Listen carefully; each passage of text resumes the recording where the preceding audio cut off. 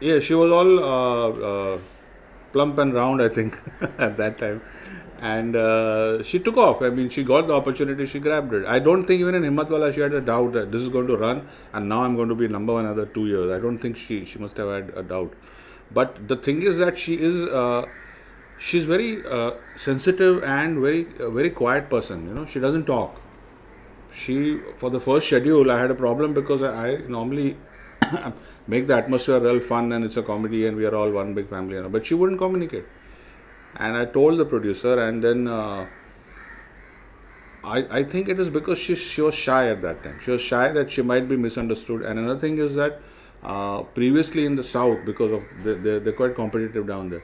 If you speak one wrong word, it comes into the press and then it blows up and all those kinds of things. What she had probably gone through before that.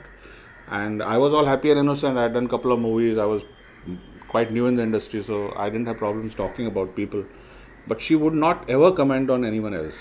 Ever. If you ask her a comment on, say, you work with so and so star, she will not talk. She wouldn't talk. So I misunderstood that as being uppity, but it wasn't that. She was just shy. But once she saw the rushes and all, she was very open. Then the suggestions started flying. There's a big difference in the film between the first schedule where she was quiet and I was uh, not letting my imagination go with her, and the second schedule where we were talking. Once we started talking, we understood a lot of things were subconscious. You know, like we had the same sense of humor, exactly the same. So I would just give her one hint and then she would take off. But I had because I wanted to make it different from Mr. India performance, you know, because I saw a lot of things because I used to come and go for the shooting and also watch her. Uh, that I wanted to put nuances which were different and little gags which were different, and a lot of Chalbaz is improvised because I found that she could reciprocate. You know, and Sunny Deol with her was, I think, a great pairing because Sunny held himself back and he played it totally natural. Well, Rajnikant was a bit over the top, like Rajnikant is, he has his own style. Sunny held himself back. So the balance of these three is what makes that film unique. So, did you see that movie, Lame? What was Yeah, I it? saw How Lamia. was she in the movie? See, she was very good, and we shouldn't consider people accepted or not accepted because it went on to be one of her best films and one of Yash Chopra's best films. So it's a film that is, in my mind, appreciated and it goes down in history as one of a different film which everybody tried to do. And you have to do hats off to the people who tried it at that time because Yash Chopra could have made a normal commercial comedy and made a big hit. But he tried this. So for me, Lame is not something that is it's a defeat for anybody, you know. And she was obviously very good in the film. And Chandni and Chalbaz were in the same year. She was nominated for both, and thankfully the judges saw her to be better in Chalbaz where they gave her the award. But obviously she did more things in Chalbaz. In all fairness, she had more scope than other films. So you know her as a person, like you said that you are friends with Mr. Goli Kapoor and Mr. Shekhar Kapoor.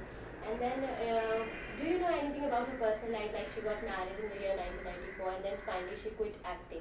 She did a movie while she was in the process of getting married, Judai. But after that she quit acting and she never, like, we keep on hearing rumors that she's going to come back. She did television. But there's nothing finalized, like she's not coming back. Why is it so? Like, she's such a good actress. She should come She back. she she should come back, and I suppose I spoke to her a couple of times, and she's very caught up with her family and daughters and all that, you know. And it's she. So we were talking that why doesn't she make a comeback? Like being such a good actress after marriage in the year 1994, she just quit acting. Why is it so? See, I've told her that you should get back to acting. I suppose Bonnie also told her, but she's busy with the. She told me she, you know, like the kids and the school and the family and all that. She's not the kind of person who can defocus and do 2 3 things at the same time. I suppose now her kids are a little bigger. She will act in Mr. India. I'm hoping she does. Whoever directs it. So just like one-liners, Sridevi as an actor.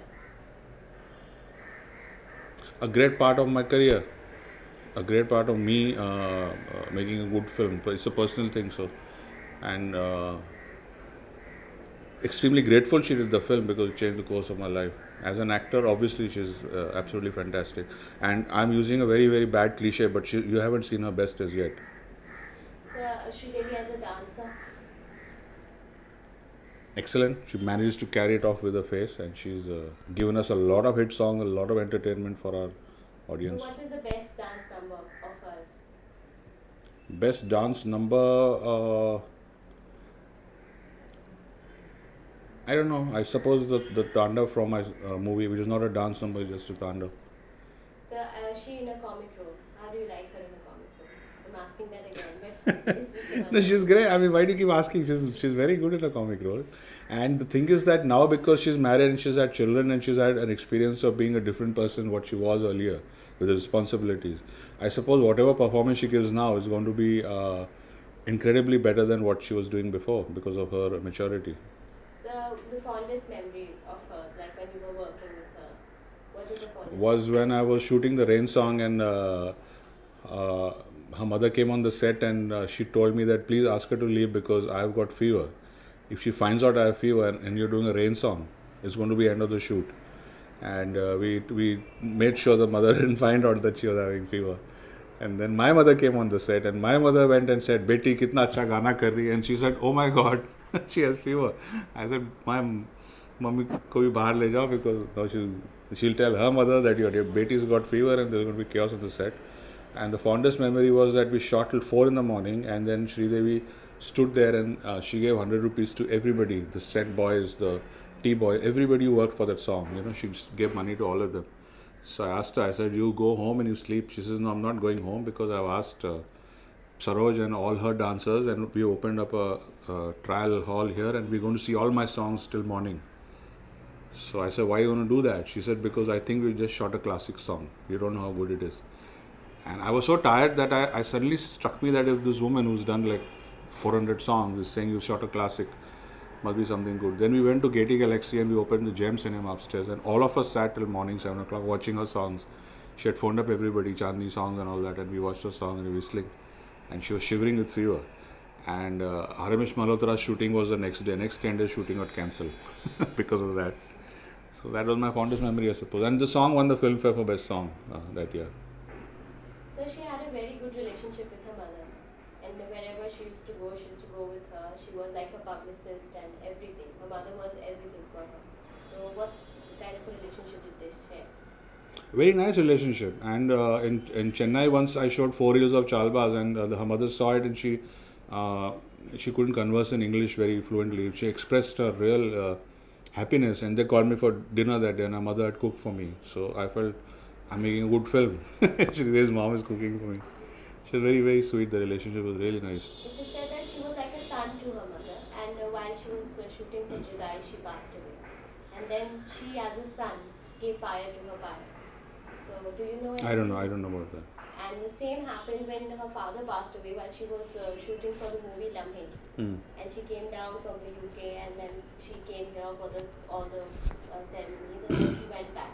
And when she went back, there was a comedy scene she had to perform, and she performed it really well. And nobody realized that she had just come back from such a mourning.